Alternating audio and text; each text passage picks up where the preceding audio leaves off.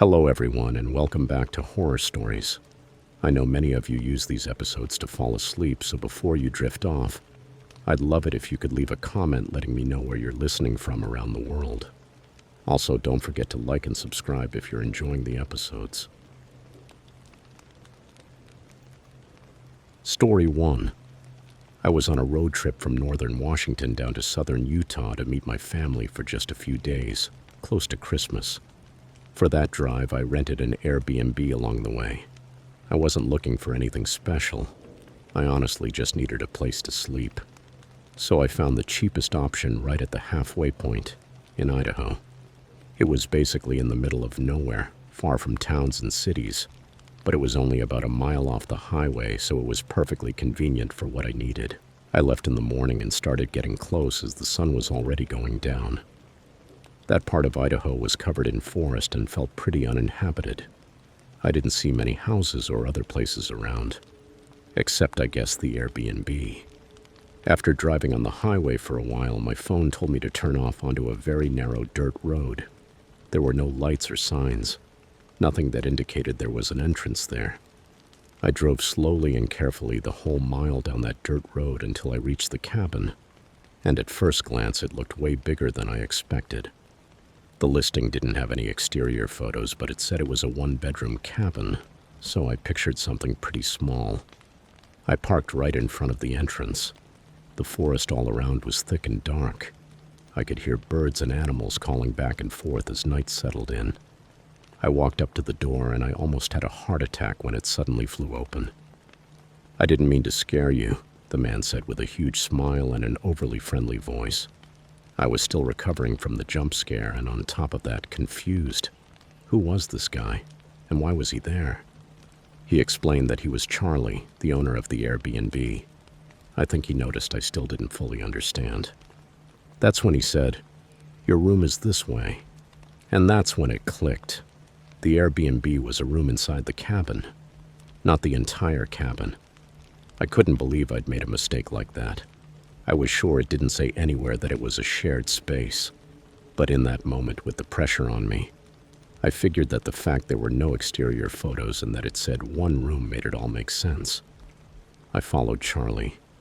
He led me down a long hallway to the farthest room at the very end of the cabin. The hallway was noticeably dark. There wasn't a single ceiling light, no lamps, nothing. Charlie gave me one key for the cabin and another for my room. Then he flashed another big smile and said, "Enjoy," and he left me there to settle in. I shut the door and tossed my bag onto the bed. I didn't feel comfortable being in an isolated cabin in the middle of nowhere with a stranger. But it was an Airbnb. It was supposed to be fine, and the only reason I decided to stay was because it was just one night. I was going to stay in the room, sleep, and get out early in the morning. I tried not to overthink it. I opened my bag and started taking out just a couple of things I needed for the night. A few minutes later, Charlie knocked on the bedroom door. I jumped again because I hadn't heard his footsteps coming down the hallway. It was like he'd been standing there the whole time. I walked over and cracked the door open just a little. That wide, empty smile was starting to look genuinely unsettling, and the overly sweet voice he was putting on made it even worse. He asked what I thought of the room. I just said it was great, trying to be polite and end the conversation quickly. He nodded and told me to let him know if I needed anything. I thanked him and closed the door, but this time I waited. The guy didn't move for an absurdly long time. Eventually, I finally heard his footsteps walking away down the hallway. I locked the door. There was something about him that made me deeply uncomfortable. I knew it could have just been someone trying way too hard to be friendly and a good host, but it felt fake, almost like something off, unnatural. I stayed in the room for about 30 minutes, glued to my phone, listening to the cabin to make sure Charlie wasn't doing anything weird. After a while, I heard the muffled sound of a TV turning on in the living room. And then with time, I felt calm enough to start getting ready for bed. I plugged my phone in on the nightstand, brushed my teeth, and then got into the shower. It was one of those old showers with a tub that honestly looked disgusting. The curtain did look pretty new, but it was one of those blurry, semi-transparent ones. I turned on the water and tried to hurry, but barely a minute after the water started running, I heard a soft knock outside the bedroom, like somewhere out in the hallway. I leaned out of the stream and tried to listen more closely. I didn't hear anything else, but for a split second I swear I saw something, like a shadow moving inside the room. I saw it through the blurry curtain and immediately yanked it open and looked out, but I didn't see anything. I stood there staring and waiting for a minute, then quickly rinsed off, got out, got dressed, and went back into the bedroom. Like anyone would, I looked toward the door, right where I'd heard the sound, and my blood went cold when I saw the bedroom door was slightly open. It wasn't fully open, but it didn't matter, because I knew I had left it locked. I froze for a second, then ran over, slammed it shut, and locked it again. Something was seriously wrong in that cabin, and I did not feel safe at all, especially with Charlie opening doors that were locked. Just imagining that stranger coming in while I was showering with that sick smile made my skin crawl. I grabbed my phone off the nightstand, and while trying to figure out what to do, I opened the Airbnb app and checked the listing. I wanted to see if anyone else had mentioned weird behavior in the reviews. There were only 3 reviews, all 5 stars, but rereading them in that moment, they looked completely fake. And worse than that, I realized I hadn't made any mistake. The listing said it was a private standalone cabin, not a room inside a shared place. Nothing added up.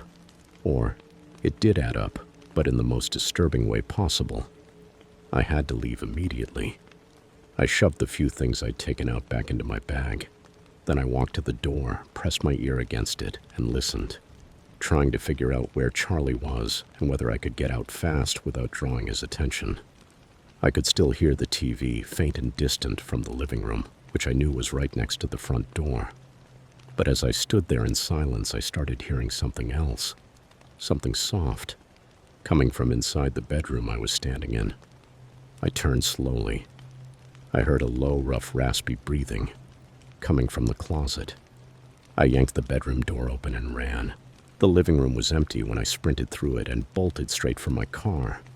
I drove dangerously fast down that dirt road, full of potholes, until I hit the highway. And later, when I called my mom in a panic, she convinced me to report it to the police.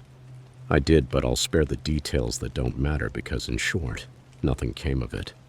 His creepy behavior couldn't be proven, and the only thing he actually got in trouble for was having the listing set up incorrectly on Airbnb.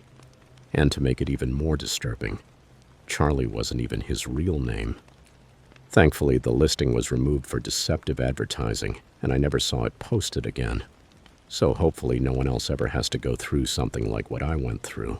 I don't even want to imagine what would have happened if I hadn't left that cabin the same night.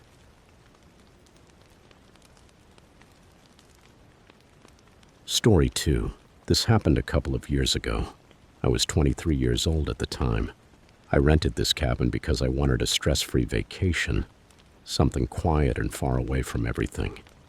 It was early winter, I think about 2 weeks after Christmas, which I assume is the off-season for this kind of cabin, so I got a really good price. When I arrived, the first thing I noticed was the absolute silence. If you haven't stayed in an isolated cabin or somewhere deep in the woods in a long time, the total absence of sound feels very strange at first. It's calming, yes, but also unsettling, because it reminds you how alone you really are. The cabin itself was exactly like the photos, simple, a little old, but cozy overall. I unpacked slowly, made myself a quick dinner, and spent the night reading by the fireplace. Nothing strange happened that first night. I simply fell asleep and woke up feeling really good. In the morning, I made breakfast and coffee and stayed inside all morning and part of the afternoon until I started getting a little bored. When I arrived the day before, I had noticed that the owner had hung a fairly rudimentary map next to the front door, showing a trail behind the cabin. So I figured that was a good time to explore it. It looked like only a couple of miles, and according to the owner's description, it was an easy walking path. I put on my jacket and went outside. Almost immediately, it was obvious that this wasn't a well-maintained trail. It looked like the owner had cleared it years ago and never touched it again. It was mostly overgrown with vegetation and very easy to lose. And something curious. On the map inside the cabin, there was only one trail shown, basically a loop through the forest. However, halfway along the path, I came across another trail branching off.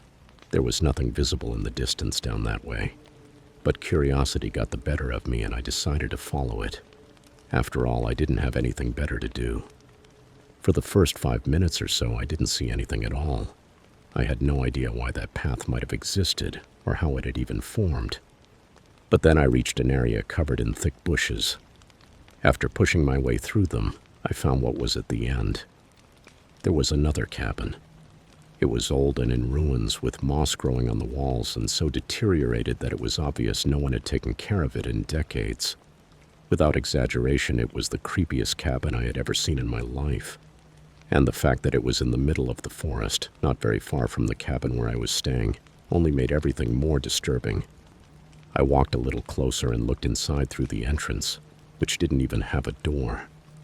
Inside, it was just as bad as the outside, completely destroyed, with a smell of dampness, rot, and mold. Dust covered every corner of the place. But there was one thing in particular that caught my attention more than anything else: a line of footprints on the floor. Marks and drag lines across the wood and dust that didn't look old, as if someone had been there relatively recently. My first thought was that maybe a previous guest staying at the cabin I rented had also found this place. But while I was thinking about that, something moved at the edge of my vision. When I looked directly at it, I saw an open doorway that was completely black. Black in the literal sense. That room had no windows and no light source at all. It looked like an absolute void beyond the doorframe. Even though I'd only seen it out of the corner of my eye, I was completely sure that something had moved inside. I panicked and ran back toward the trail, moving quickly until I reached the rental cabin again. I couldn't shake a feeling that was almost impossible to describe, like something really bad had happened in that cabin, or was happening. I don't know, but the gut feeling was very strong, and there was no chance I was ever going back there. I locked myself inside the cabin and tried to calm down. I kept telling myself that nothing would probably happen. I sent a message to the owner of the place mentioning the old cabin I had found in the woods, hoping he would confirm that it was just an abandoned structure on his land and that there was nothing to worry about. An hour later, he replied, and his message struck me as strange. He wrote only one sentence, saying that there was no other cabin nearby in the woods. I didn't know how to respond to that, because I had just told him that I found one. What did he mean there wasn't another cabin? It was as if he didn't believe me, or as if he didn't want me to know anything about the cabin I'd seen. Almost like he was trying to make me doubt what I had experienced myself. I didn't reply again. Over the rest of the afternoon and into the evening, I managed to calm down and almost forget about the other cabin. I think I ended up convincing myself that it was just an abandoned, empty, forgotten place. Nothing more.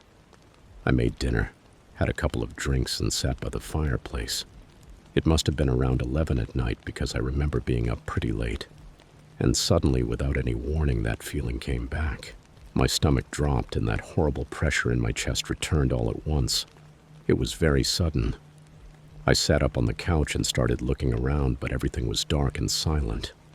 Then I stood up and looked out the window, thinking maybe I had heard something without realizing it. The forest was completely still. There was no movement and no sound. Even the trees were totally motionless. That absolute calm was unsettling. I felt paranoid, a feeling I wasn't used to. Honestly, I think it was the first and only time in my life I've ever felt that way. I stood there staring out the window, watching the dark, rough entrance of the trail behind the cabin. And after about 5 minutes of waiting, I heard something. Leaves crunching and branches snapping just outside the cabin. Someone was walking there. I followed the sound as I moved toward the front door. I could faintly hear the footsteps of that person stepping onto the porch and coming directly toward the door. Then silence. After about 30 seconds, I quickly grabbed my phone and for some reason, instead of calling the police, I texted the owner, telling him that there was someone outside the cabin right then and asking if he knew who it was or if someone was supposed to be there. I don't know why I didn't call the police immediately. I guess it felt strange to do that over a cabin that wasn't mine. But chillingly, right after I sent the message, I heard the sound of a phone receiving a notification just outside the front door. The feeling in my stomach immediately got worse. It was the owner who was outside, but why the hell was he there? And why hadn't he texted me first? Why was he just standing outside? None of it made sense. And in the back of my mind, I knew that all of this was somehow connected to that abandoned cabin in the woods. Even after I heard his phone go off, he didn't respond to my message. I called 911. There were a couple of minutes after hanging up with the police where I stood completely still, waiting in that unsettling silence, knowing he was still right on the other side of the door. My biggest fear was knowing that he had a key to the cabin and could come in at any moment if he wanted to. But for some reason, he didn't. It felt like he was outside deciding whether to do something or not. Eventually, I heard footsteps on the porch, and then everything went quiet until the police arrived. I told them absolutely everything and also showed them the messages on my phone. They immediately went to the owner's main address to talk to him, but he wasn't there. He didn't answer the door or the phone. If it really had been him outside the cabin, that made sense because there was no way he could have gotten far by walking through the woods in such a short amount of time. Over the following days, when they finally managed to speak with him, he continued denying everything. He said he hadn't even been at the cabin and didn't know what I was talking about. The officers agreed that it was all very suspicious and that it seemed like he was hiding something. Or maybe that cabin I found had something in it that he didn't want discovered. But without a search warrant and without real proof of anything, the police couldn't do much more. So I'm not sure what was really going on there. Maybe it was partly my fault for exploring more than I should have, but I honestly believe things could have been much worse if I had tried to investigate what was inside that cabin any further. Story 3. I lived in what you could describe as a typical cabin in the woods. It was about 30 minutes from town, give or take, and it was mainly a comfortable, quiet, and secluded place. It was so remote that in the 8 years I had lived there before this happened, I had never seen or even heard another person anywhere near my cabin. That day I basically had nothing to do. At some point in the morning I decided to go for a walk around my property. I knew it well enough that I didn't need trails or marked paths, so I was just moving through the trees and enjoying the forest when I came across something that immediately struck me as very strange. Just about 300 to 400 feet behind the cabin, I found clear remnants of a campsite. A pile of ashes from a burned-out campfire, and a flattened area that looked like it had been used to set up a tent. From the center of that makeshift campsite, I could see my cabin through the trees. That's how close it was. Whoever had been there couldn't possibly have thought they weren't on someone's property. If anything, it felt like they knew exactly where they were, and simply didn't care. I walked a bit farther, checking the surrounding area for any other signs that someone had been around. But I didn't find anything else. Just that one spot. I don't know how I had never noticed it before. I guess after so many years of living completely alone out there, it never occurred to me to really look closely around the cabin. The rest of the day passed completely normally. Even that night, I checked the windows and didn't see any clear sign of a campfire or anyone lurking around. The following days were also completely normal. It was a Saturday night when I decided to have a few drinks on the back porch and enjoy the calm of the forest, until I saw an orange glow flickering between the trees. It was coming from the exact same spot where I had found the campsite. From the intensity and color of the light, I was 100% sure it was a campfire. I stood up and, probably against my better judgment, started walking toward it to confront them, or at least tell whoever was there that this was my property. I planned to do it calmly. I was even willing to let them finish camping for the night to avoid trouble and keep the situation friendly. I should have grabbed a flashlight beforehand, because as I walked, I could barely see anything except the warm glow of the fire. When I reached the campsite, it was empty. There was no one there, just the campfire burning in the middle of the trees and a tent set up right beside it. Someone had to have been there just minutes earlier. That made me think the person was probably watching me, saw me approaching, and hid before I arrived. I started looking around more desperately, but among the trees everything was shadows. If someone was there, I couldn't see them at all. After about a minute, the tension became too intense, and I decided to head quickly back to my cabin. I wanted to grab my phone and call the police. Even if the person had run off, I thought maybe they could investigate and figure out who it was and why they were there. But I stopped dead in my tracks in the clearing between the forest and my cabin. The front door was wide open. In that moment, I understood that whoever had been there had gone into my cabin while I was at the campsite. Realizing that I had been lured away or tricked and that I truly had nowhere to go, I felt absolute terror. I couldn't call the police, I couldn't hide inside, and I couldn't run off to get help. I stood frozen in the middle of my property, not knowing what the hell to do. There was nowhere to run. I needed my phone or my car keys. I moved slowly toward the cabin and noticed that all the lights were off. The inside was completely dark. I stepped up to the door and looked inside, but I didn't see any movement. Who's there? I waited several seconds, listening for any sound, but I heard nothing. So I took a couple of steps inside. My heart was pounding in my ears, and the adrenaline had all my senses on high alert. The car keys were closer than the phone, sitting on a small table at the far end near the kitchen. I was almost certain I'd left my phone in the bedroom on the other side of the cabin, so I decided to go straight for the keys. After working up the nerve, I moved quickly to grab them. Just as I reached the table, I saw something in the kitchen, a figure hidden in a dark corner watching me. I bolted back toward the front door, hearing heavy footsteps pounding right behind me. I slammed the door shut to buy myself a few seconds and ran for the car. The man didn't stop at any point. He kept running toward me as I started the car and began backing up. I had to make a 3-point turn, and he managed to get close enough to grab one of the door handles and pull it slightly open before I finally drove off. I got away just seconds before he could climb in. I drove straight to the police station in town. The entire drive, I couldn't stop thinking about how close it had been, and about the fact that the man was still in my cabin. He could be doing anything, and there was nothing I could do to stop it. That anxiety stayed with me the entire time I waited at the station until the officers returned from investigating. I could hardly believe it when one of them told me that the person had tried to burn my cabin down.